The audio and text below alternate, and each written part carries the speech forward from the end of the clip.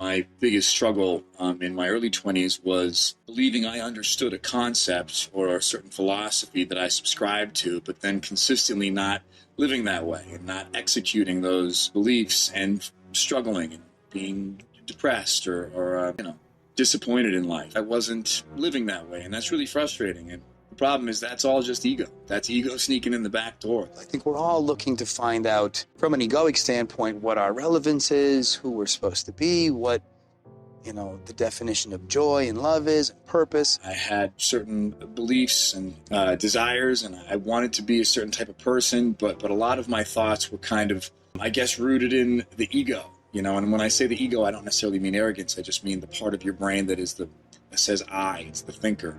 And that part of your brain is very self-serving. It lives in a world of comparisons and time. And none of these things are helpful. It just kind of would consistently take me out of a positive place. The man I wanted to be, or the man I thought I should be, or, you're basing who you are and what you think you should be on who you'll be tomorrow and who you were yesterday. And as we go through life and experience trauma, we build walls, defense mechanisms. Eventually, you adopt them so deeply, they are activated on a daily basis. You start thinking that's who you are. We are not our thoughts. We all have to realize that the things that go on in our brain is not our true identity. Stillness, it's not, the idea of doership is misleading. To think, well, what do I have to do to get where I want to be? Right, people want to chase it. You think the person you are is out there, or that you don't have to do anything. Everything you want, need is in here right now. You just have to stop. For me, the most effective tool I've adopted is just trying to stay present. When you're in the moment, the part of your brain that thinks in terms of time just gets quiet. Kind of doesn't exist anymore. So a lot of my old hurdles have kind of become far more manageable by just staying present. Someone just kind of once said, shush. And it was in response to me having a bit of an over-analytical question. It really is about kind of stilling your brain noise, recognizing that the majority of the stuff you grapple with is just noise, and it reinvents, and it's cyclical, and it's not, it's not turning your back on something. It's not kind of quitting or giving up. It's kind of letting it kind of wash over you. And the shush of it all is just kind of being able to cultivate the ability to be still and be present. And if you can do that, then circumstance becomes a little more inconsequential. I'm scared that I won't get where I think I want to get. I'm scared that I won't know true happiness. I'm scared that I won't know true beauty or love. But I'm okay having those fears, but I also know at the same time that those aren't real fears. I really, really believe that's the ego talk. And that's okay, because my ego has been trained to speak for 34 years. I can't expect to all of a sudden delete it from the map today. All I got to do is when those fears come up, recognize that those are ego-based fears. I'm totally okay with those things popping up on the radar, because they're gonna. And that's okay too.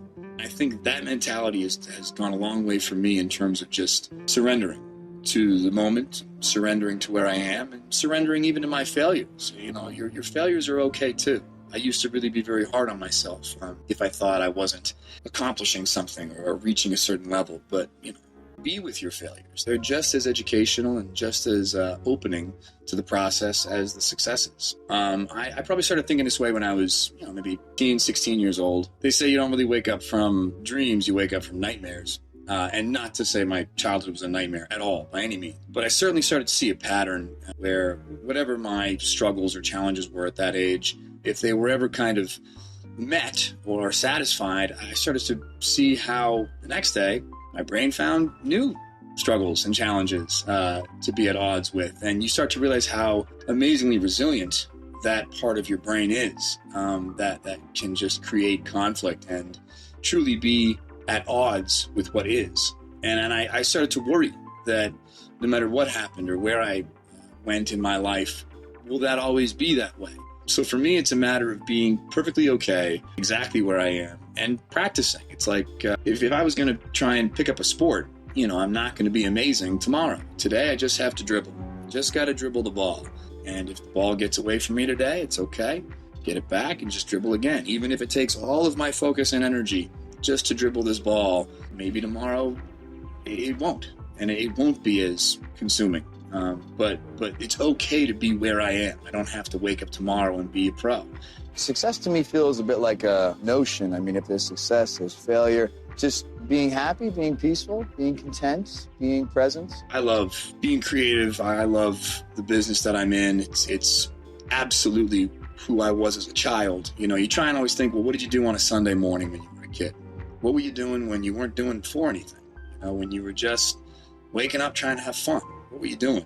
That's what you should probably be doing with your life. And luckily, I was, putting on shows and doing theater. So I'm very lucky in the sense that my profession is also something that is deeply connected to the part of my life when my brain wasn't so noisy and I wasn't fueled by ego or an accomplishment or this kind of story that we're trying to tell ourselves. I was just doing it because it felt fun. The first couple of times I tried meditating, very hard because my brain is so noisy. And, maybe you get a second, 2, 3 seconds tops of sustained, still breathing and presence. And then very quickly, your brain asks, well, am I doing this? Am I thinking? I'm thinking thoughts right now. And, you kind of lose it, but that's okay. And you go right back to trying to focus again. And the more you do it, hopefully the shorter intervals of brain noise will happen. And the longer periods of time where you are truly present begin to bloom a little bit. The place I'm trying to get to is something that the mind can't comprehend. It wants to. It really wants to, but it can't. It's different languages. It's just be present. Don't think about tomorrow. Don't think about the next minute. Just where are you right now? Don't miss right now. Be here now. And a nice sense of calm just kind of washes over. I think the thing that I'm looking for in life is just longer periods of blooming presence. Blooming presence.